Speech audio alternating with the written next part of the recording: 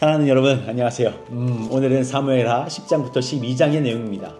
사실 10장은 제가 어제 같이 봤었는데 같이 넣지를 못했네요.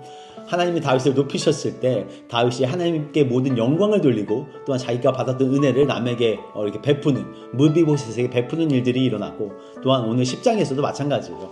암몬 자손의 왕이 죽자 그의 아들에게, 그의 암몬 자손이 다윗에게 긍휼을 베풀었나 봐요. 그러니까 다윗도 그의 아들에게 긍휼을 베풀려고 하는데 그 아들이 그것을 오해해서 전쟁이 일어나긴 하지만, 하나님이 다윗을 높였을 그때에 다윗은 그 긍휼함을 주변 사람에게 전하는 일들을 이어서 했던 것입니다. 그리고 나서 우리 사무엘하 11장, 여러분 우리가 잘 아는 사건입니다. 다윗과 밧세바의 사건이죠. 여러분 이 사건을 보면서 여러분 어떤 마음이 들었어요? 우리가 높은 곳을 다니고 있을 그때, 하나님이 우리의 모든 삶을 평탄하게 하셨을 그때 한순간에 나락으로 떨어지는 일들을 다윗이 경험했듯이 우리도 경험하는 겁니다. 여러분 우리가 잘 알죠. 그냥 막 하나님의 은혜로 충만하죠. 막 하나님, 내가 하나님 위해서 살겠습니다라고 마음을 먹고 또 살아갑니다. 그런데 어느 순간, 단순간에 우리가 얼마나 죄악으로 훅 하고 빠질 수 있는지를 삶을 통해서 우리는 경험하고 있고, 아직도 계속 이어져가는 우리의 죄악이 우리의 눈에 보이는 거죠. 다윗도 똑같습니다. 그런데 다윗이 왜 이 죄악을 저지르게 되었는지, 우리는 왜 죄 가운데 빠지게 되었는지, 그 빠지는 이유와 원인에 대해서 오늘 저는 좀 집중했던 것 같아요. 11장 1절에 보면 그 해가 돌아와 왕들이 출전할 때가 되매라고 했습니다. 왕들이 서로 전쟁을 하기로 어떤 날을 잡았던 거죠. 그때가 되었습니다. 다윗은 앞장서서 선봉장으로서 이스라엘을 위해서 싸워야 됐어요. 그런데 그 역할을 하지 않습니다. 여러분 다윗이 어떻게 하죠? 2절에 보면 저녁 때에 다윗이 그의 침상에서 일어나 저녁 때까지 퍼질러 잔 거예요. 자기의 백성들은 전쟁에 나가서 지금 죽어가고 있는데 다윗은 퍼질러 자다가 일어나서 왕궁을 슬슬 거닌 겁니다. 이게 얼마나 큰 게으름이며 자기 직무에 대한 유기를 한 것입니까? 우리가 죄악에 빠지는 상황을 보면 딱 이 상황인 것 같아요. 게으를 때, 또한 그 게으름에서 내 역할을 하지 못할 때입니다. 여러분, 내가 내 아빠의 역할을 하고 교회에서 목사의 역할을 하고 내 일하는 곳에서 그 일하는 역할들을 제대로 하고 내 와이프의 관계 가운데 좋은 남편이 되기 위한 어떤 역할을 해나갈 때, 여러분 우리는 죄 짓지 않습니다.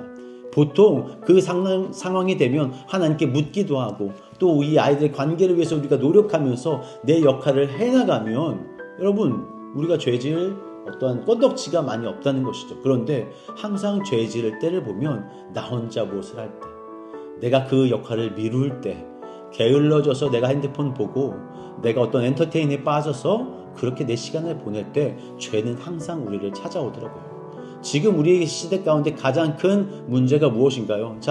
핸드폰. 여러분 이걸 넘기다 보면 나는 분명히 설교를 듣고 있었어요. 그런데 쇼츠 하나가 뜨는 거죠.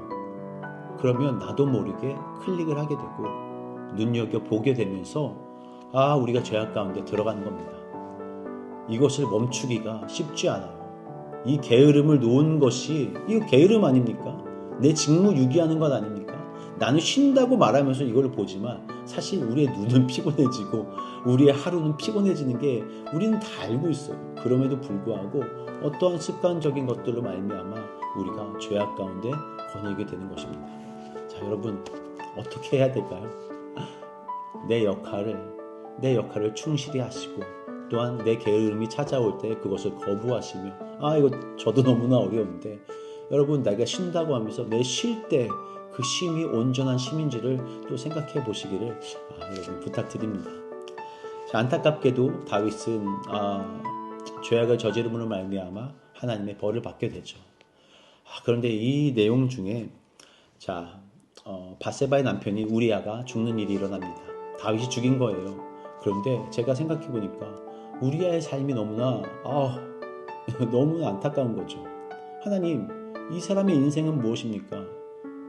그냥 다윗의 그 충동으로 말미암아 이 사람이 죽게 되는 거잖아요. 그러면 하나님, 이 사람의 인생이 너무나 허무한 거 아닙니까? 나는 충실한 신하잖아요.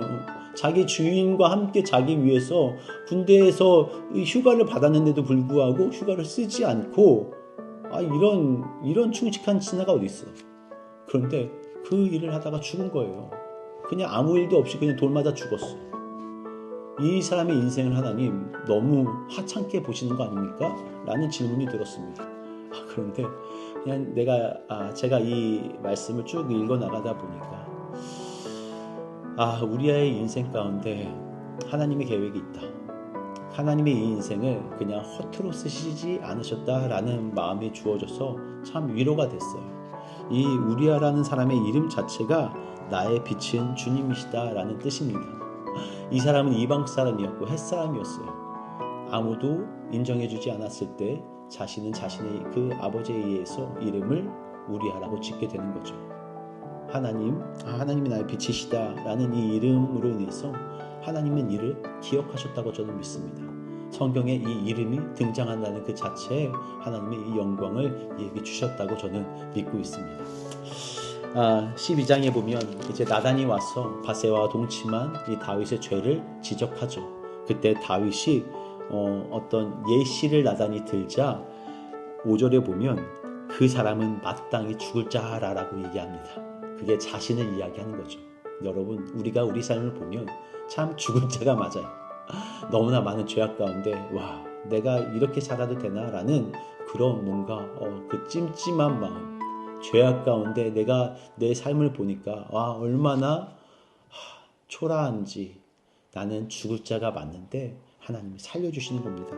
13절에 보면 나단이 다윗에게 말하되 여호와께서도 당신의 죄를 사하셨나니 당신이 죽지 아니할 것입니다 라고 이야기하죠.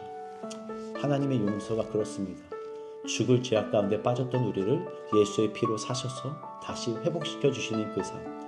다윗이 바세바와 두 번째 아들을 낳습니다. 그 사람의 이름이 솔로몬이죠.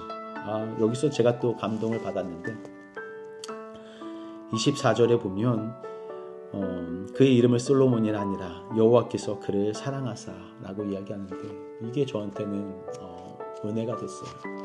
죄악된 우리의 아들, 죄악된 우리의 딸이 뭐라고 하나님이 이유도 없이 그를 사랑하시는가? 왜 하나님이 이 인생을 이렇게 사랑하시는가? 라고 제가 마음에 좀 와닿았던 것 같습니다. 25절에 보면 그의 이름을 여디디아라고 합니다. 그 이름 자체가 하나님이 사랑하신다는 뜻이죠. 여러분, 하나님이 우리를 사랑하십니다. 좋아하십니다.